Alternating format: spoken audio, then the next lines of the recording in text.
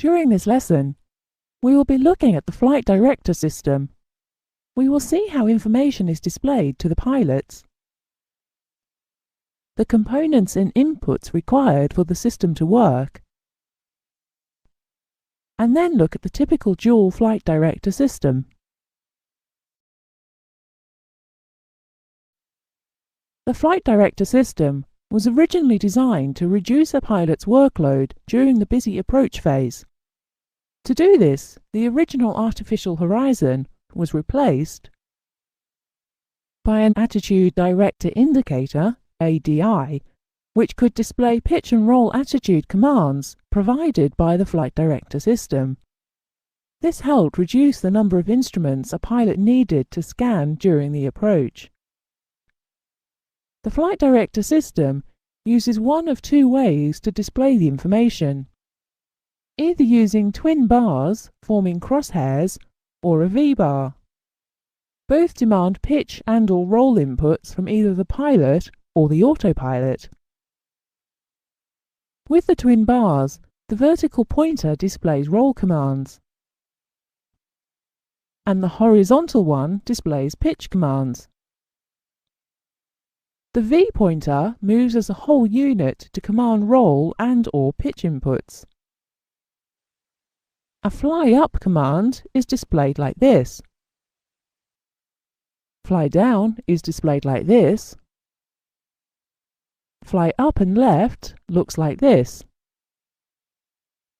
And when commands have been satisfied, the pointers are centralized like this. The attitude director indicators are being replaced by electronic primary flight displays, which are part of the modern electronic flight instrument system.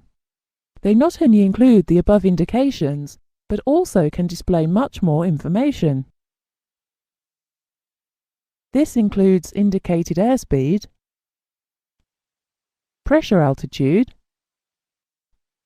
vertical speed tapes, and sometimes part of the navigation display. The flight mode enunciator is at the top of the display and indicates the modes and status of the flight director, autopilot, and autothrottle systems. The horizontal situation indicator is a gyromagnetic compass display which has added navigation information. On the mode control panel, we have a heading select switch which, when selected, allows the heading bug selector to select the heading for the flight director to follow. On some older aeroplanes, the heading bug selector is on the HSI. Also on the mode control panel is a course selector which allows a course to be selected for the flight director to follow when in VOR lock, which we will look at in the next lesson on flight director modes of operation.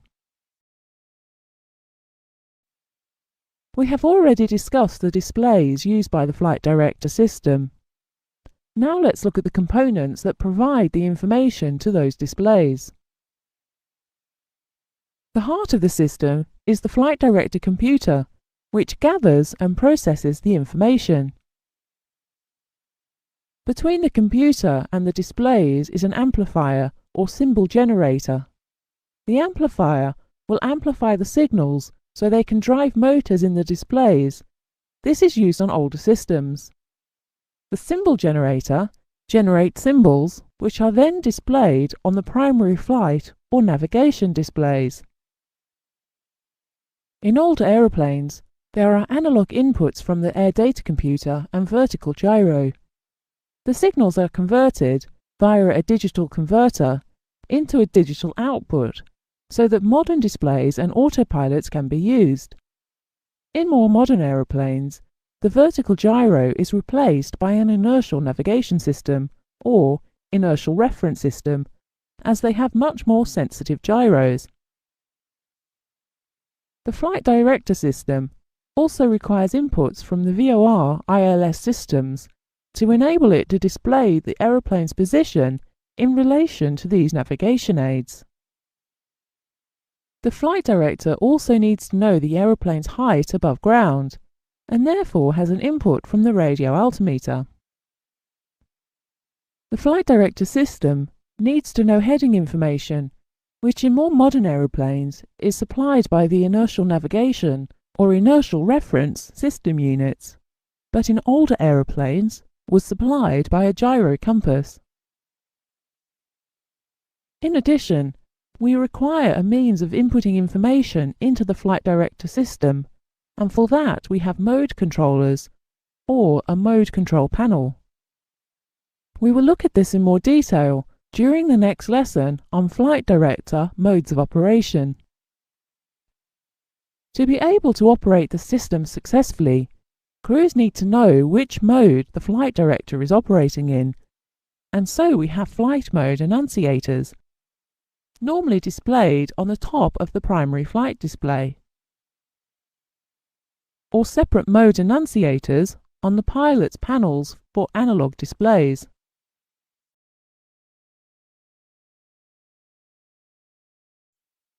We will take a closer look at the flight mode enunciators.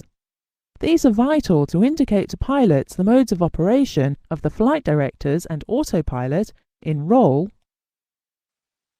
and pitch, as well as the autothrottle mode and status of the autopilot, including automatic landing capacity.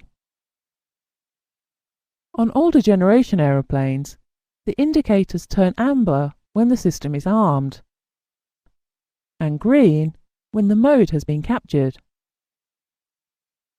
With an aeroplane equipped with a primary flight display, armed modes are displayed in white and shown on the second line. When the system has captured the mode selected, it changes to green, moves to the top line of the display, and for 10 seconds has a green box around it.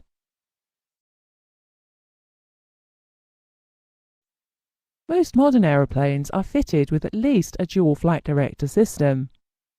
This allows for redundancy. The systems are also compared by a flight director comparator. The flight director comparator compares the output from both flight directors, and if a difference is found, the flight director bars will be removed, and the crew will then have to rely on raw data. When both flight directors are being used without the autopilot, then the one that was selected first becomes the master. This is indicated on the mode control panel.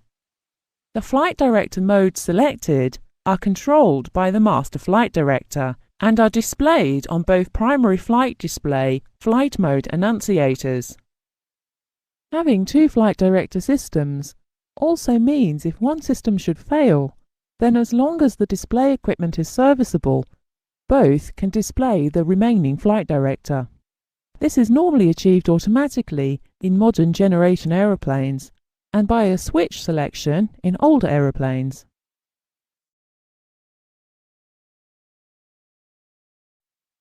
Flight director system failure indications are normally shown by flags primarily on the attitude director indicator or the primary flight display.